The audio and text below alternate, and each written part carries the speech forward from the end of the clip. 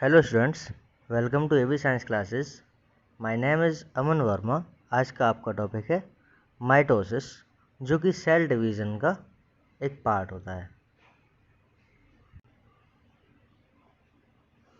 आज हम पढ़ेंगे सेल साइकिल के माइटोसिस के बारे में। सबसे पहले सेल साइकिल को दो पार्ट्स में डिवाइड किया जाता है, एक इंटरफेज, एक माइटोसिस फेज। इंटरफेज के तीन पार्ट्स होते हैं, G1 phase, S phase, G2 phase. और माइटोसिस के दो पार्ट होते हैं, कैरियोकाइनेसिस और साइटोकाइनेसिस। इंटरफेस के तीनों पार्ट्स को हमने पिछले वीडियो में कवर किया है, आप उसको ज़रूर देखें। यहाँ पे हम कवर करेंगे सिर्फ माइटोसिस यानी एम फेज को, माइटोसिस फेज या एम फेज को, जिसमें कैरियोकाइनेसिस और साइटोकाइनेसिस आते हैं। कैरियोकाइनेसिस में चार पार्ट्स होते हैं, prophase, metaphase, anaphase and telophase. Interface का लिंक आपको इस वीडियो के डिस्क्रिप्शन में मिल जाएगा। एम फेज यानी माइटोसिस।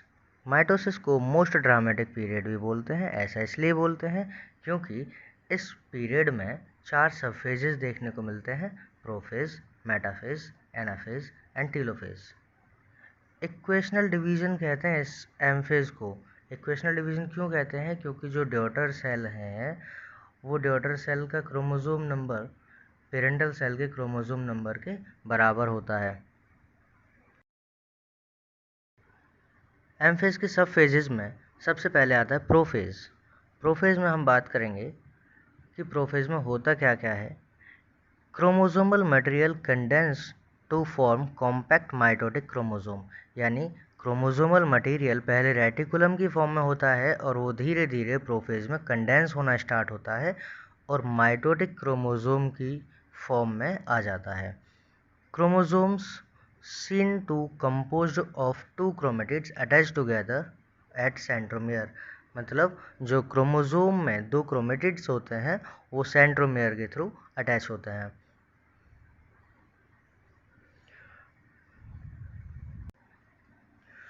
प्रोफेज में सेंट्रियोल्स पोल्स की तरफ जाना शुरू कर देते हैं। जो सेंट्रियोल्स दिखाई दे रहे हैं ये पोल्स की तरफ जाना शुरू कर देते हैं, जो कि एस फेज में डुप्लीकेट हुए थे। Initiation of assembly of mitotic spindle. ये जो स्पिंडल फाइबर्स दिखाई दे रहे हैं इनका बनना स्टार्ट हो जाता है प्रोफेज के लास्ट तक। At the end of prophase Golgi complex, endoplasmic reticulum, nucleolus, nuclear envelope disappear. ये सभी चीज़ें डिसअपियर हो जाती हैं। रियल में ये दिखाई नहीं देती। क्यों नहीं दिखाई देती? क्योंकि जो साइटोप्लाज्म था उसका रिफ्रैक्टिव इंडेक्स चेंज हो चुका होता है। Second phase is metaphase. Metaphase is best stage for understand the morphology of chromosome, यानी क्रोमोसोम की मॉर्फोलॉजी को समझने के लिए सबसे अच्छी स्टेज मानी जाती है। ऐसा क्यों कहते हैं? ऐसा इसलिए कहते हैं क्योंकि जो क्रोमोसोम है यहाँ पर या इस स्टेज में फुल्ली कंडेंस्ड होता है। ये मेटाफेज का क्रोमोसोम दिखाई दे रहा है। इस क्रोमोसोम में हमें ये काइनेटोकोर दिखाई दे रही है। ग्रीन कलर की प्रोटीनस प्लेट दिखाई दे रही है, इसको काइनेटोकोर बोलते हैं। यहीं से स्पिंडल फाइबर्स आगे अटैच होते हैं। जहाँ पर ये अलाइन होते हैं एक्वेटर पे, सभी क्रोमोसोम एक एक्वेटर पे अलाइन होते हैं, जिस एक्वेटर को हम बोलते हैं क्या? मेटाफेज प्लेट या मेटाफेजिक प्लेट। ये क्रोमेटिड्स दिखाई दे रहे हैं दो। ये काइनेटोकोर जो कि प्रोटीनस प्लेट था जहाँ पे स्पिंडल फाइबर अटैच है, और ये जहाँ पे दोनों क्रोमेटिड्स अटैच हैं इस पॉइंट को हम बोलते हैं सेंट्रोमियर। ये सारे मेटाफेजिक क्रोमोसोम एक्वेटर पे अरेंज हो जाते हैं। इसी एक्वेटर को या इसी प्लेन को हम मेटाफेजिक प्लेट या मेटाफेज प्लेट बोलते हैं। नेक्स्ट फेज़ है एनाफेज।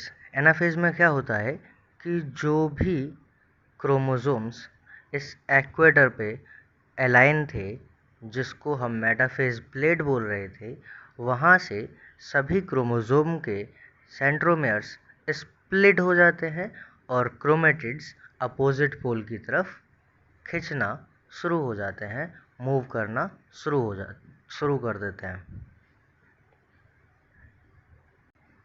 नेक्स्ट फेज है टीलोफेज। टीलोफेज में क्या होता है कि जो भी क्रोमेटिड्स अपोजिट पोल की तरफ जा रहे थे एनाफेज में, अब वो पोल की तरफ पहुंचकर क्रोमेटिड की फॉर्म में से क्रोमेटीन की फॉर्म में वापस आ जाते हैं, क्रोमेटिड की फॉर्म में से क्रोमेटीन की फॉर्म में वापस आ जाते हैं और अपनी आइडेंटिटी खो देते हैं। इसी फेज में न्यूक्लियर एनवेलप वापस बनने लगता है। Nucleolus, Golgi complex, endoplasmic reticulum, ये सभी वापस से रीअपियर हो जाते हैं। नेक्स्ट फेज है साइटोकाइनेसिस, मतलब सेल का डिवीज़न। इससे पहले क्या था? कैरियोकाइनेसिस, मतलब न्यूक्लियस का डिवीज़न। तो साइटोकाइनेसिस में हम देखेंगे कि साइटोकाइनेसिस दो प्रकार का होता है, एक सेल प्लेट मेथड, एक cell furrow method. Cell furrow method animals में होता है जो कि सेंट्रीपिटली काम करता है। पेरिफ्री की तरफ से एक फरो बनेगा और वो फरो धीरे धीरे सेंटर की तरफ जाएगा और सेल डिवाइड कर जाएगी। लेकिन प्लांट सेल में जो गोल्जी कॉम्प्लेक्स है वो सेंटर से मिडिल लैमिला बनाना शुरू करती है और वो धीरे धीरे पेरिफेरी की तरफ जाता है और पेरिफेरी की तरफ जाने के बाद सेल लास्ट में डिवाइड कर जाती है। ये मेथड होता है सेंट्रीफ्यूगल मेथड या सेल प्लेट मेथड। अब हम देखते हैं सिग्निफिकेंस ऑफ माइटोसिस, यानी माइटोसिस का कहाँ कहाँ यूज़ होता है और क्यों यूज़ होता है। इसका यूज़ इसलिए होता है कि diploid daughter cells with identical genetic complement, यानी जो डॉटर सेल बनेंगी वो डिप्लॉयड होती हैं और अपने पेरेंटल सेल के आइडेंटिकल होती हैं। दूसरा, इस सेल डिवीज़न का कहाँ यूज़ होता है? जब कोई सेल डैमेज हो जाती है या कोई टिश्यू डैमेज हो जाता है तो उसके रिपेयर के लिए भी इसी सेल डिवीज़न का यूज़ किया जाता है। प्लांट सेल में अगर हम बात करें, प्लांट्स में मेरिस्टेमेटिक डिवीज़न जो होता है, एपिकल मेरिस्टेम, लेटरल मेरिस्टेम में जो डिवीज़न होता है वो भी माइटोसिस होता है, जो कि प्लांट की कंटिन्यूस ग्रोथ में रोल प्ले करता है। इंटरफेस की वीडियो को देखना ना भूलें। इस वीडियो के डिस्क्रिप्शन में इंटरफेस वाली वीडियो का लिंक मिल जाएगा। नेक्स्ट वीडियो मियोसिस के ऊपर मिलेगी।